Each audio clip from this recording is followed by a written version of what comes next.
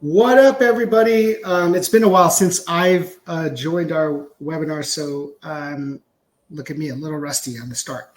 Uh, but I'm glad to be here, and it's intentional. I'm glad to be here with Brad. But welcome, everybody, to our July. Is it July? July? That's right. Tomorrow's August. July 25th webinar. And today is something I'm really excited to talk about. This it's really important. We're focusing a little bit on the healthcare industry and PKI, but this comes at the heels of both Brad and I connecting with some of our major healthcare providers and hospitals and facilities. Also, myself coming off of a think tank, a healthcare think tank last month in New York, where some of the top hospitals in the Northeast came and discussed priority issues on identity and access management, AI, and so forth. But thank you all for joining. I see that we've got 24. It's popping up, so I'm glad that you all made the time to hear from us today. In case you don't know who I am, I'm on the business development side. I work out of Denver, Colorado, and if anything, you'll hear a lot about me talking about PKI posture management. Brad, you want to give a quick little intro? Yes, I'm Brad Butlick. Believe it or not, that last name is pronounced Butlick. I've lived with my whole life. It's kind of like a boy named Sue type of thing. Trust me, I had little complications in high school. I've been in the crypto space since the late 90s, and I've been working with PKI since the early 2000s. And I'm kind of one of those few people that really kind of gets jazzed about PKI, and hopefully it shows in some of the conversations I have. So that's why I kind of put up a crypto geek, because I'm one of those salespeople that can sit there and talk about crypto. I used to do a presentation years ago for executives, kind of educating them on cryptography, getting them to understand the difference in symmetric and asymmetric cryptography. And it was always fun to do. And then COVID hit, and then I stopped doing those presentations. So maybe I'll get back to doing them again soon. Soon. Yeah, we prefer live and in person over the air, but this is what we got, and this is how we connect with you. I talked about someone just DM'd me and said, "Hey, you look like you're in a hospital right now with your background." That's pretty funny. But in all seriousness, I wanted to jump on and talk about this. And Brad, you and I were talking about this a little bit earlier. And healthcare is no different.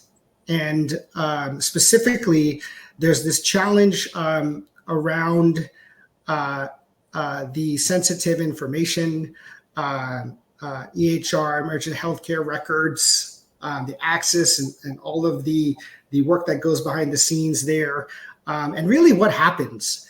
When we work a lot with utilities, we understand what happens when there's a breach or there's an outage due to an unmanaged or misconfigured PKI. We understand what happens there, and the impact to consumers is significant. But when a misconfigured PKI and an outage happens at a healthcare facility, we're talking clinicians that no longer have access to information critical to provide care for their patients. And that means patients. Everyone on this call is a consumer or a customer of patient care. And when we need it, we need it. And we desperately need help and support from not only nurses and doctors, but also hospitals themselves. So this hits home for me. And these attacks are completely preventable. So please, in the comments and chats, I'd love to hear from you all. You don't have to be in healthcare, because I think when it comes to critical infrastructure, we are seeing the trend more that PKI is critical infrastructure and needs to be treated as such. Let's go. Let's go on the agenda. Mike is going to drive. In case you guys don't know who Mike is, he's kind of like the silent expert behind the scenes. He's the person who sets up these webinars. I don't think we've ever given him a shout out.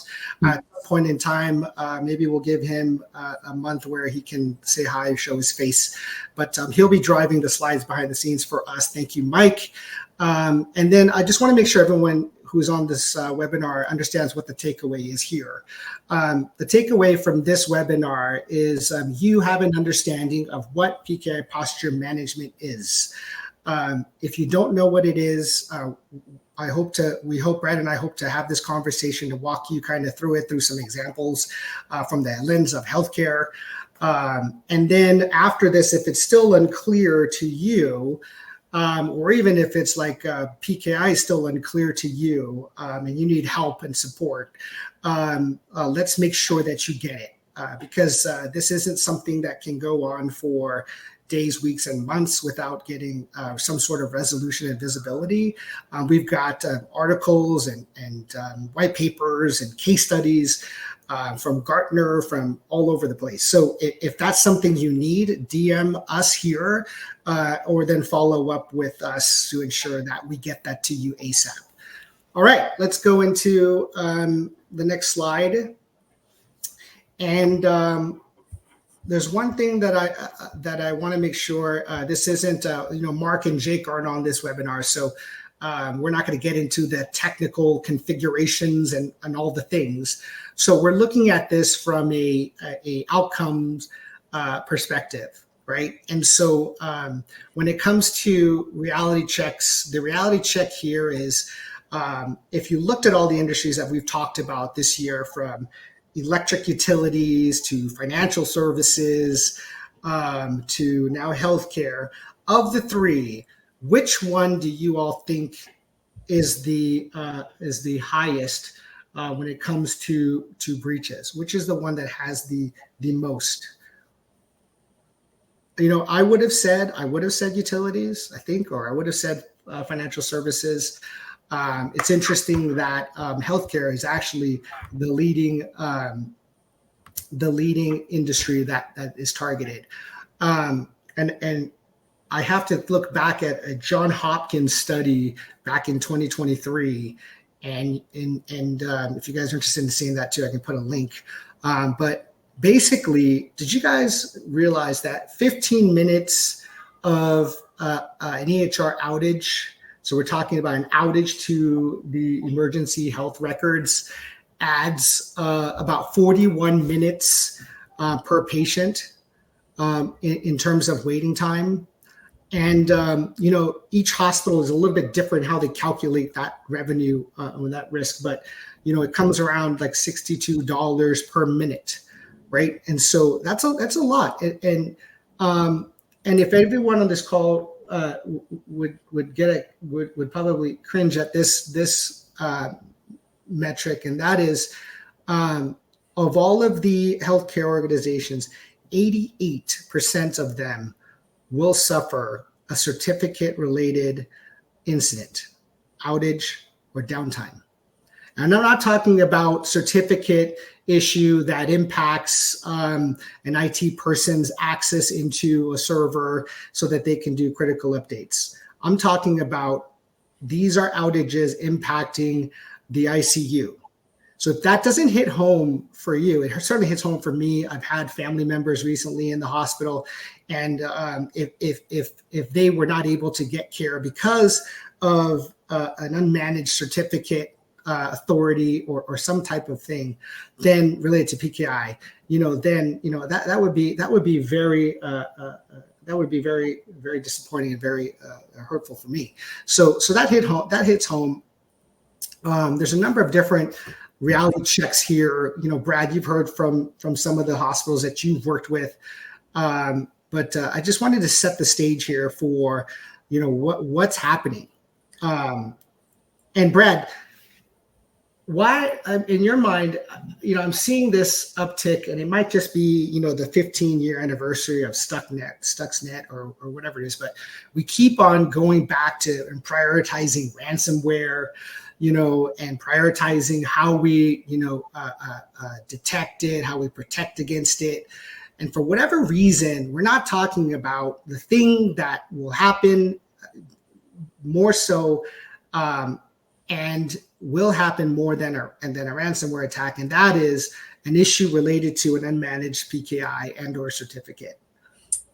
Well, I've been working with this for, like I said, 25 years, and I think I know the answer. I mean, first off, PKI isn't sexy. I think it is. Most people don't, and companies don't apply the right amount of resources to manage the PKI appropriately. And this is becoming even more of a problem in that there's more and more applications that are now using PKI. Like you said, you were just recently hospital with one of your family members. I too was in the same. And I was actually quite intrigued by the number of certificate-based applications that were being used by the nurses and doctors.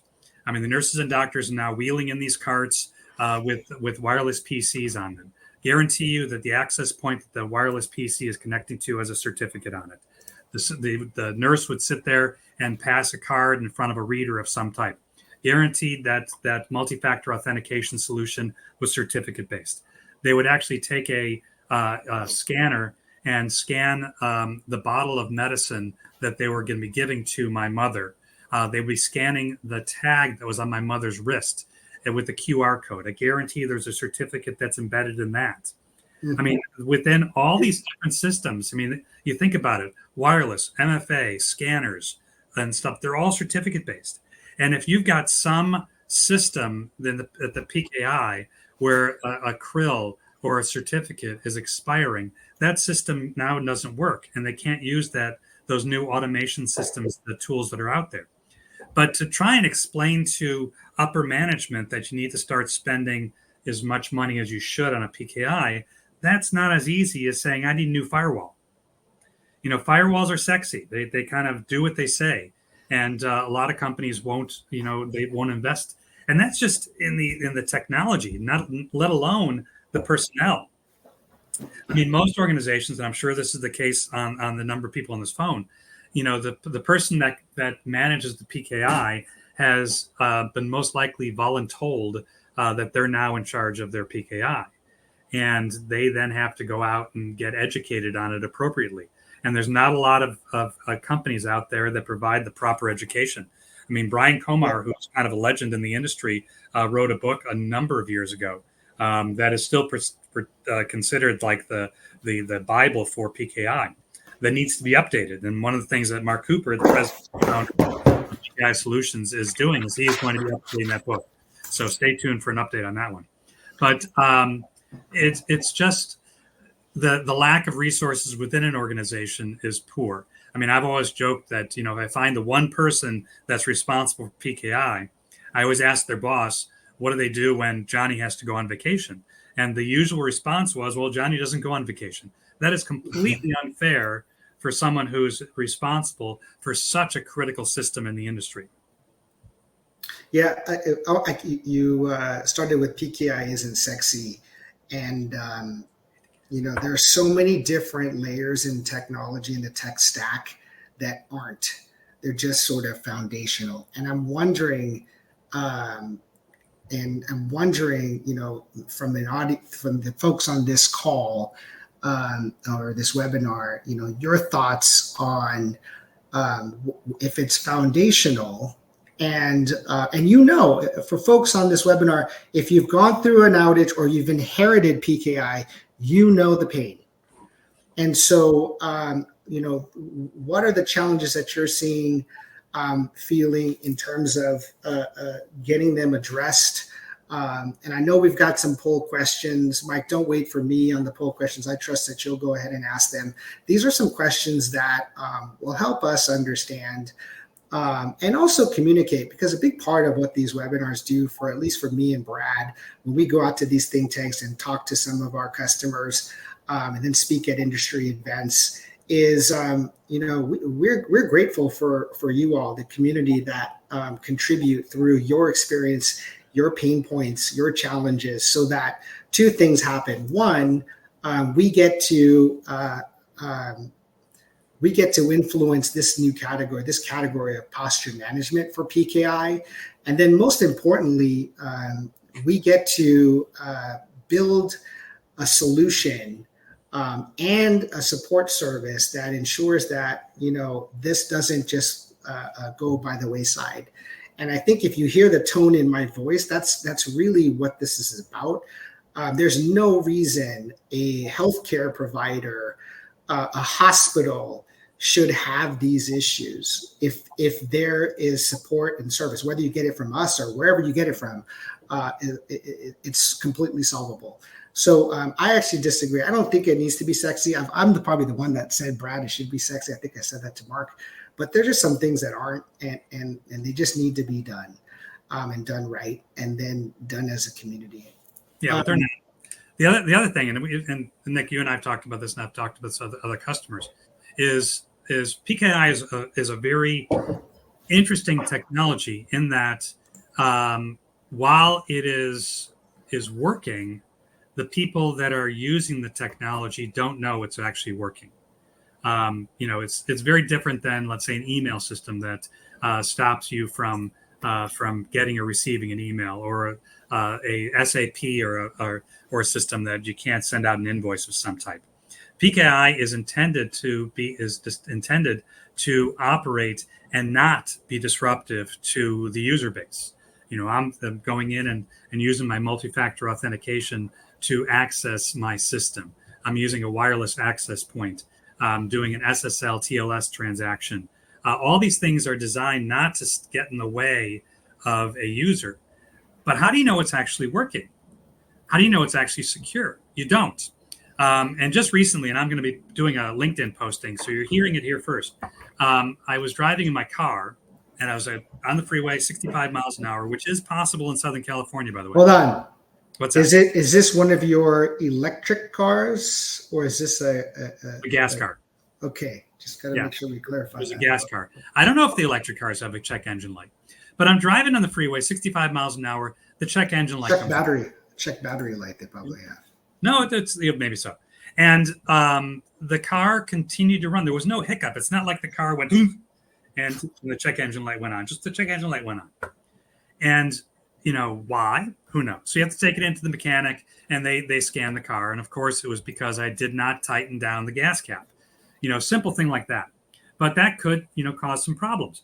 This is where a PKI should have a check PKI light, and that's what we do in posture management.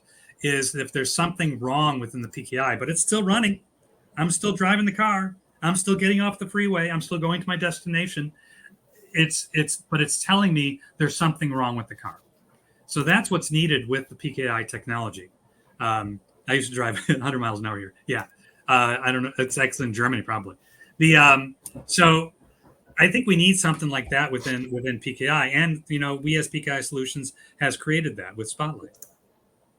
Yeah. Hey, I want to go back. I moved the slide forward. And I think maybe just provide some context because I had a chance to look at some of the attendees or the folks that registered and even though this is a healthcare webinar, it seems like this is a pretty even distribution of folks who are joining from various different industries. Looks like we still have some from financial services, utilities, healthcare. It looks like we've got some from other areas too. So I just wanted to just set the table a little bit about, because we're talking about here, what are some of the issues? And we talked about I pulled on some heartstrings with regards to like when our family members or ourselves need the service. But Brad, you going back, you hit on something. You said nurses and doctors now have these technical, these cool devices that they roll around, and they're able to get all of the information about you, about the patient there. And I believe that the major solution at most hospitals today that they're deploying or they either have deployed is a solution, a system called Epic. If everyone's not familiar with that is the healthcare system, that solution by far what most hospitals have in order to share information. And just to give you some examples, I had to look into this. Like I said, I'm not an Epic expert, but I did talk to some folks who do Epic deployments and some integrations and so forth for some of the major hospitals. And there are some areas specifically when you deploy Epic where PKI certificates are critical.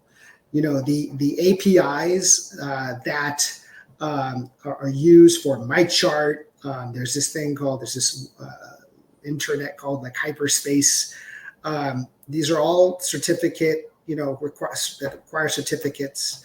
Obviously, the common one is the single sign-on and all of the smart cards that are certificate-based as well. The other thing, too, that I think a lot of people don't realize when you walk into an ICU or an ER or even where you stay in your room, and you can see at the nursing stations that they're able to print stuff. And I can print stuff here at my house. It's not encrypted, so it's just here. I don't even think about it. I think twice about it. But for hospitals, they don't have that luxury. So that secure encrypted printing is pretty critical. So that they get their certs somewhere. You get my point. And the other part is for these Epic modules. These Epic modules also rely on certs. So at the time of deployment, if Brad, what you're saying and what we're hearing from healthcare folks, and I think in the polls, I think I saw some of those, we don't know who owns it. And there's various different environments. Healthcare has their own sort of like separate environment that requires certificates. They get their certificates from third parties and so forth. So they're all over the place. And so if no one is on point for ensuring that where they're getting from is secure, then down the road, once the go live happens, there is going to be an outage, and when there's an outage, then you don't have the information you need. So just giving, Bryce wanted to share some information about specifically around Epic and addressing certain things that can go wrong and go wrong quick.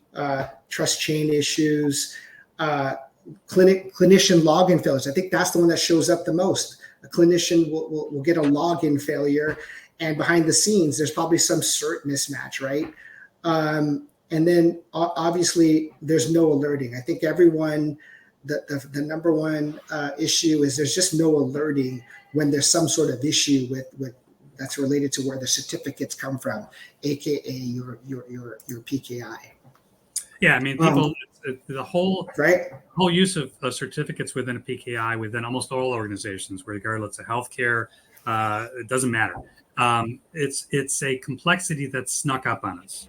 It used to be just simply, TLS and SSL certificates, and it's growing. It's getting bigger and bigger and bigger, and the number of systems is getting more important.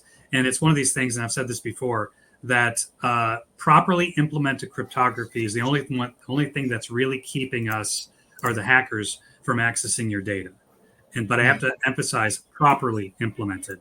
There's so many systems that are improperly implemented, and they've gone through the expense, and it's really a waste of money, time, and effort.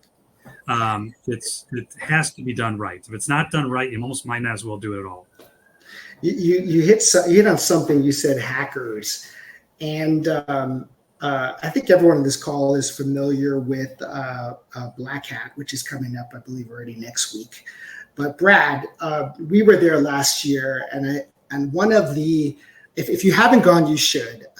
It's one of those where you get to see in real time folks either on red teams or other community folks who are ethical, known as ethical hackers, showcase how vulnerabilities can be exposed, and they're doing this and showing the audience so that the audience of cybersecurity experts, I'll say that, can plan and defend more effectively.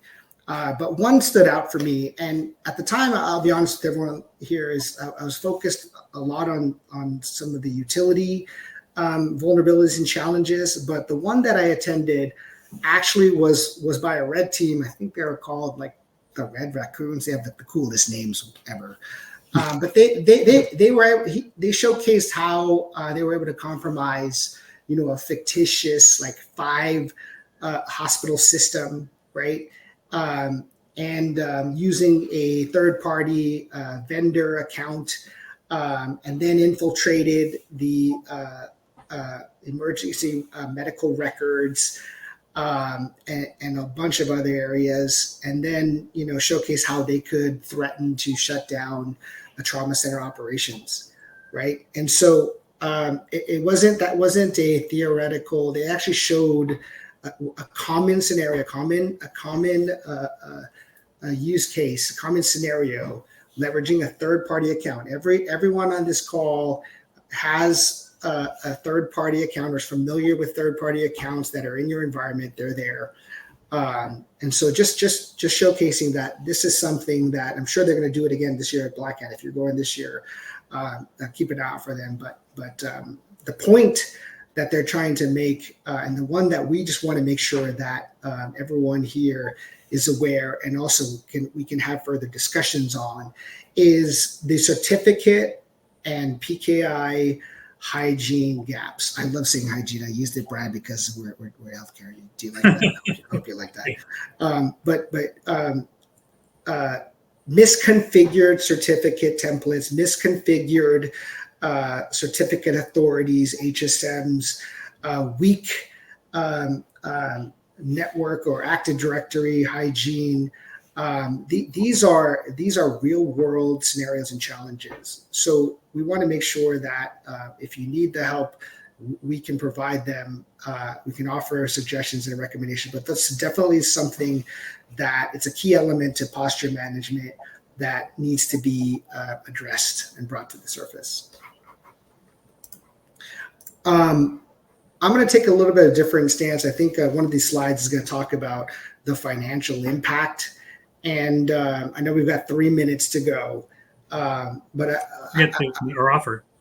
Instead, we'll get to your offer, because I don't even know what this is. Brad always has a surprise, and I'm sure it's going to be one that's going to be great. But rather than talk about like financial impact, because let's be real, I don't work at your organizations, you guys do, and so if you don't know what that impact is financially, then you're probably not aligned and working closely with the business enough, or vice versa.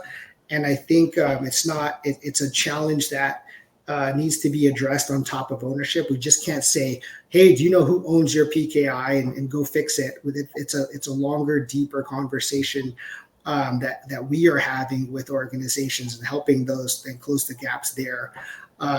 But also there's, instead of looking at the financial, I think that we need to look at this, Brad, from questions that, folks aren't asking. And I'm trying to think about this from a perspective of whether you're an admin or engineer, whether you're a manager, whether you're a VP, whether you're a CISO, whether you're a board member. These are questions that need to be asked to elicit engagement and conversation internally. And one of them, starts with the visibility question. Is there real-time visibility into where these certificates are coming from, where they are impactful to critically relevant services, right? And I think the other couple of questions that I would hope that you guys are asking, if you don't have any familiar with posture management from a PKI perspective, how do you get that? How do you facilitate that conversation on who owns it across the regions and facilities? And then to Brad, too, which you called out, if we're not getting alerts, first of all, are we getting alerts? And if not, how do we ensure that we are getting them? Not so that you just see when a certificate expires, but most importantly, where that certificate comes from, are we getting alerts on when there's a misconfiguration that potentially could cause a threat, Right. an attack? We're running out of time, and I need to get my offer out. Does everyone want to hear the offer? Yes, they want to hear the offer. Look at all those people raising their hands. Well, I noticed that in one of the poll questions is, do you want us to contact you with a demo, a spotlight, trial, a spotlight, or expert professional services? Quite honestly, we've done this before, and people have hit that button, and I've tried to contact you back. I'm going to make an offer to anybody on this call. We have been working on something that we refer to as a mini PKI health check. We actually will have one of our engineers, our PKI engineers, spend some time with you, asking you a bunch of questions, taking a look at your PKI, and reporting back to you on the health of your PKI. We'll give you, recommendations on changes that you should make, recommendations to make it a little more robust, a little better within your organization. Microsoft PKI, if done properly, is rock solid. If you have a PKI that you're frustrated with and you're getting calls from, Entrust, Keyfactor, Venafi, DigiCert, that I can do a managed PKI for you better, really look at your own PKI that you have right now. You can make it better. And we're going to offer that for free. But there's a catch. You have to contact me. So hopefully we have my email address that's going to come up on the screen. Mike, is my email going to come up on the screen? It's in the resources section on the left. Okay, resources. If you email Brad, yeah. If you email Brad, okay, my email address is brad.butlich, BEUTLICH, at pkisolutions.com. Or go to LinkedIn. I'm the only Brad Butlich on LinkedIn. Trust me on that one. Contact me. We'll set up an engineer to come in and talk to you. I won't even be involved. This is not a sales call. What we really want from a PKI solutions perspective is more organizations out there that have healthy, secure PKIs. And we want to make it that way. So contact me. Let's set it up. I'm not going to charge you for it. It'll be better. I'm surprised, and I think that's such a great offer, and it helps address a major question that if you can't answer, then you probably need to take us up on this, and that is, what is your response plan if there's an issue, your PKI or one of your certs gets compromised and it breaks and it causes an outage? And if you don't have one, then this is probably a really good opportunity and a challenge to get the information you need so you can have that plan, that remediation plan. Again, thank you so much. I know we went a couple minutes over. I appreciate the folks who are staying after, along with what Brad offered. If you want any of the information around the Gartner article on PKI posture management, if you're looking to complete a maturity assessment, model assessment, or trying to identify, how, or you don't know where to start when it comes to identifying all of the complexities related to PKI, the PKIs plural in your environments, then we're happy to help and happy to provide that information. Again, my name is Nick Saracolbet. Thank you, Mike, for running it in the background. Thank you, Brad, for the conversation. I hope this was really helpful to you all. And please stay tuned for next month's webinar. Look forward to seeing you guys again. Send me an email. Bye. Send Brad an email.